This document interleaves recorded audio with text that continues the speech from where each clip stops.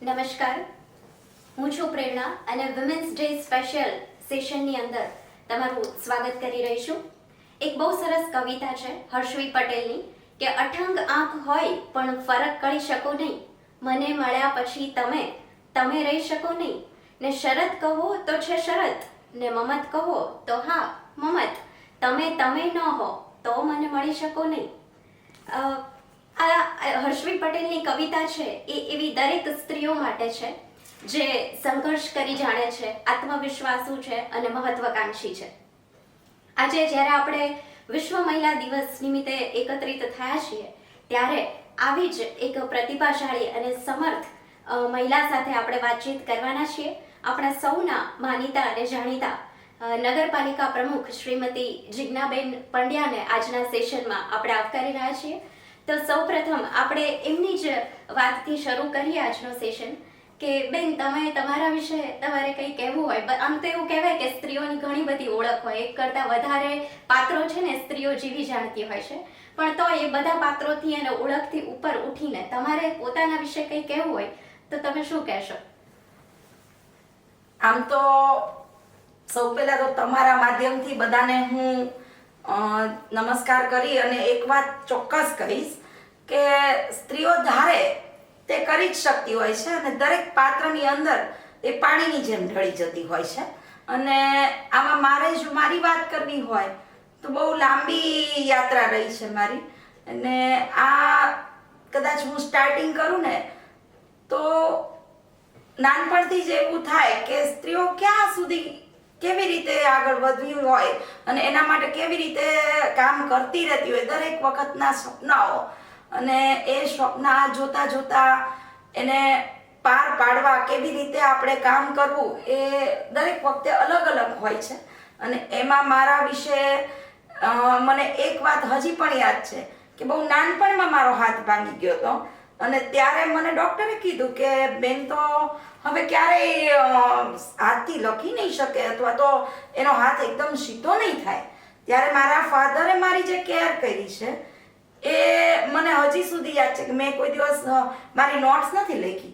એટલે આજે પણ લખવાનું તમે કહો ને તો મને 5 વાર વિચાર આવે કે આનું લખવાનું છે, કારણ કે મારા ફાધરે હું ફર્સ્ટમાં હતી ત્યારથી લઈને 8 સુધીની મારી બધી જ નોટ્સ એમણે લખી. એટલે ત્યારથી ક્લાસની અંદર એક વાતાવરણ ઊભું થઈ ગયું કે જિજ્ઞાબેનને બોલવા ઊભા કરવાના, કારણ કે એ વખતે મારો હાથ સીધો નહોતો રહી શકતો. પણ મારા પપ્પાની જે મહેનત હતી એનાથી એવું થઈ ગયું, ડૉક્ટરે કીધું હતું કે આ બેનનો હાથ નહીં સીધો થાય, એની બદલે 6 વર્ષની અંદર એકદમ ક્લિયરલી સીધો થઈ ગયો અને બધું જ કામ કરી શકે એવું થયું. પણ એ દરમિયાન જે સ્પીચની અંદર પાવર આવી ગયો અને પછી મને એવું થઈ ગયું કે હવે કંઈ લખવામાં ટાઈમ નહીં, મારો મોટા ભાગનો ટાઈમ વાંચવામાં અને બોલવામાં જ જતો રહેશે.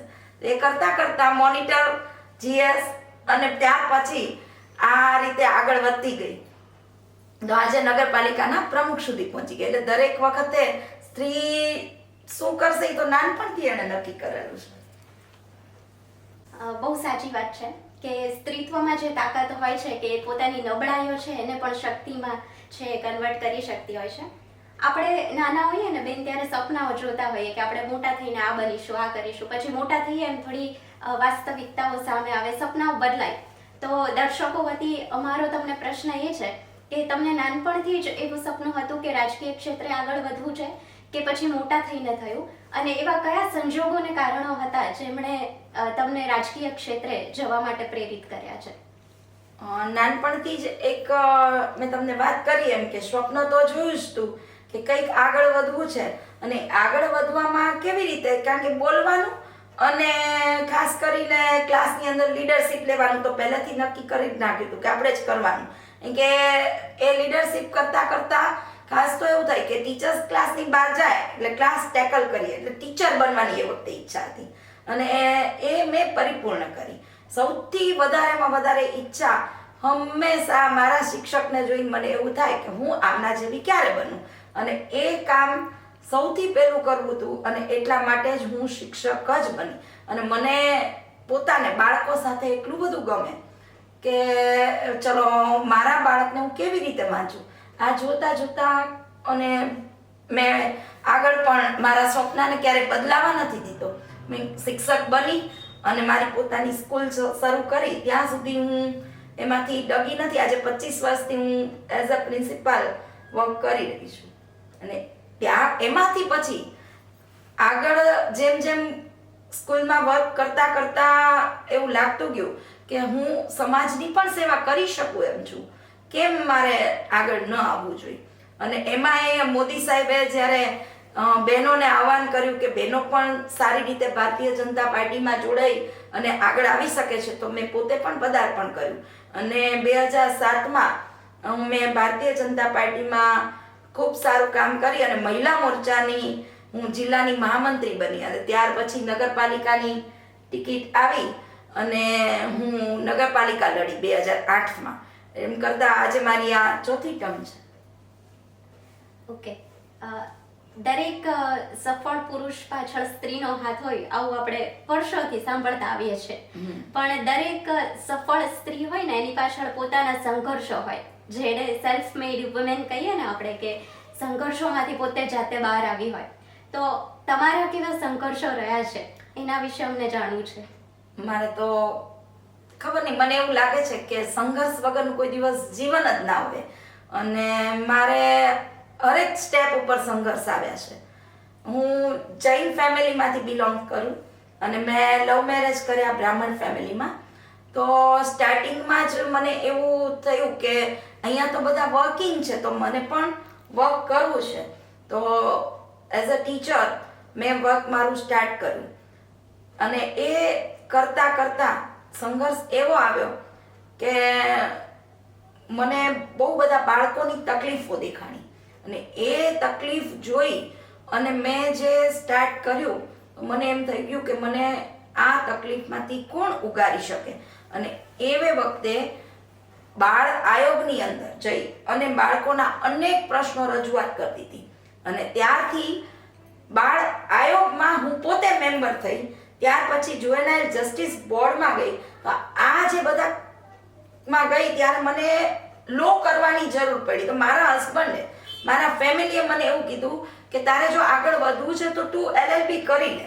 LLB કરીશ ને તો તને વધારે આગળ આમાં કંઈક કામ કરવામાં મદદરૂપ થવાશે.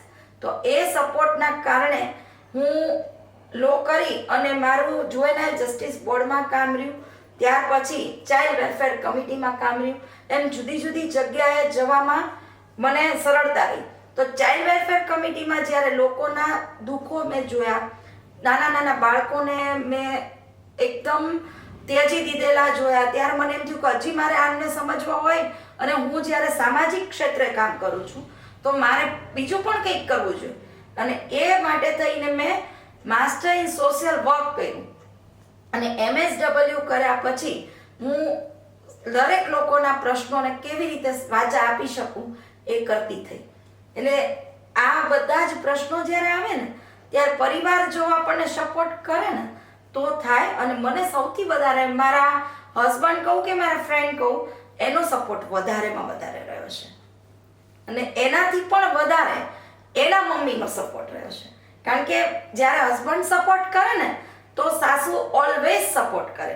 અને બધા લેડીઝનો જે નેચર હોય, પણ મારા સાસુએ આજે અત્યારે એ 76 યર્સના છે, પણ છતાંય મને પ્રાઉડ છે કે હું આગળ આવું એના માટે મારા દરેક સંઘર્ષમાં એ મને ટેકો આપવા માટે ઊભા હતા.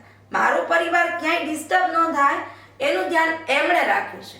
અને બહુ જ સારી રીતે એક મા દીકરી કામ કરે તો પણ આટલું સરળતાથી ન થાય એવું મારા સાસુ સાથે મારું બન્યું. તમે છે સમાજ માટે મહિલા શાસક પણ છો. તો જ્યારે શાસનની જવાબદારી આવે ને ત્યારે ઘણા બધા સંઘર્ષો એની સાથે લઈને આવતી હોય છે.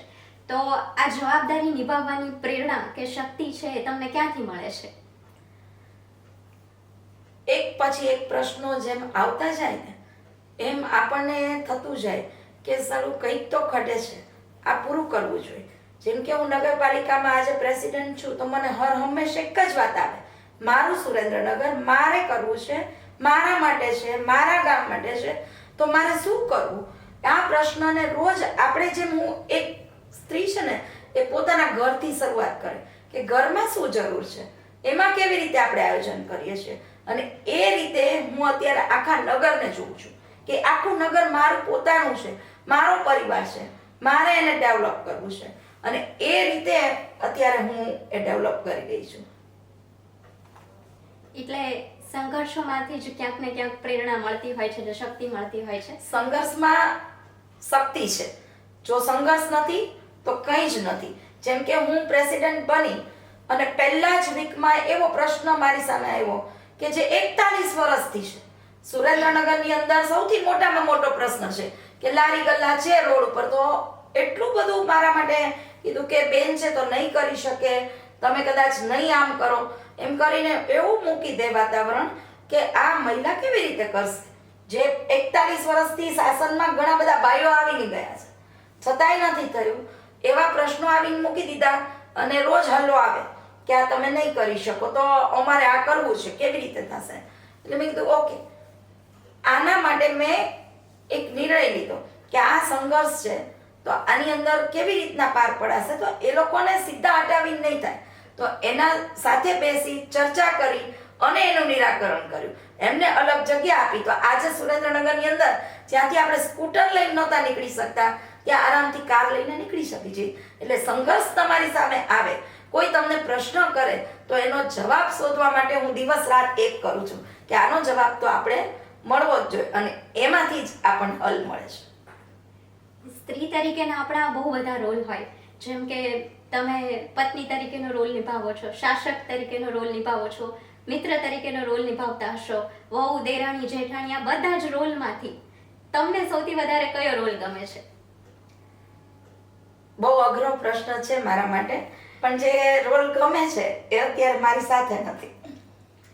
પણ છતાંય સૌથી વધારે મને જે ગમે એ એઝ અ ટીચર, એક બાળકની મા તરીકે હું સારામાં સારી રીતે ત્યાં માના સ્તર સુધી જાઉં છું અને એટલે માસ્તર કહેવાઉં છું. અને એ મને સૌથી વધુ ગમતો છે, કારણ કે હું ગમે તે જગ્યાએ જાઉં છું, એઝ એ નગરપાલિકા પ્રેસિડેન્ટ જાઉં યા સમાજ સેવિકા તરીકે બહાર નીકળું કે ઘરમાં હું પત્ની તરીકે રહું કે મારી સાથેના બીજા અનેક સંબંધો જોઉં, પણ જ્યારે હું સ્કૂલમાં જાઉં ને એટલે બાળકોની સામે બધા જ સંબંધો ભૂલી જાઉં અને બાળકના હાસ્યમાં મારી વાતને હું એમ વિચારું કે આને કેવી રીતે આગળ લાવું. એટલે બાળકને આગળ લાવવા માટે હું શું કરી શકું એ મારી બટરફ્લાય સ્કૂલમાં જવું એટલે મારા બધા જ સપના ત્યાં પૂર્ણ થાય. માતૃત્વ છે તો સ્ત્રીનો વણાયેલો સ્વભાવ છે. હવે એક પ્રશ્ન એવો થાય બધા દર્શકો વતી હું તમને કરવા માંગુ છું કે આપણો ભારતનો ઇતિહાસ છે ને નારી શક્તિનો ભવ્ય ભૂતકાળ હતો જ તે, અને વર્તમાન પણ ભવ્ય છે. તમને શું લાગે છે, સ્ત્રી કે પુરુષ કોણ સર્વશ્રેષ્ઠ છે, શાસન કરી શકે? મને તો એવું લાગે છે કે સ્ત્રી અને પુરુષ બંને પોતાની જગ્યાએ પરફેક્ટ જ છે અને જ્યારે બંનેનું જે તાલમેલ છે એ સારામાં સારી રીતે ચાલે ને તો અને તો જ આ બધું જ શાસન સરખું જ ચાલે. કોઈ એક વ્યક્તિ કે એકલા પુરુષ કે એકલા લેડીઝ એમ ન ચાલે, બેયના સાથે મેળથી જ ચાલે છે. એટલે બે કહેવાય ને કે બે વ્હીલ સરખા ચાલશે તો ઓટોમેટિકલી આપણી કાર સરસ જ ચાલશે અને ડેફિનેટલી આપણે આગળ જઈશું. બાકી સ્ત્રીમાં અને પુરુષમાં પડવા કરતાં કોનામાં કેટલી યોગ્યતા છે એ યોગ્યતાને બહાર લાવ. કારણ કે અત્યારે હવે સ્ત્રી પછાત નથી રહી, સ્ત્રી બહુ જ સશક્ત છે અને કદાચ એ પુરુષને સમવડી તો ઘણા ટાઈમથી થઈ ગઈ છે, આગળ વધી રહી છે.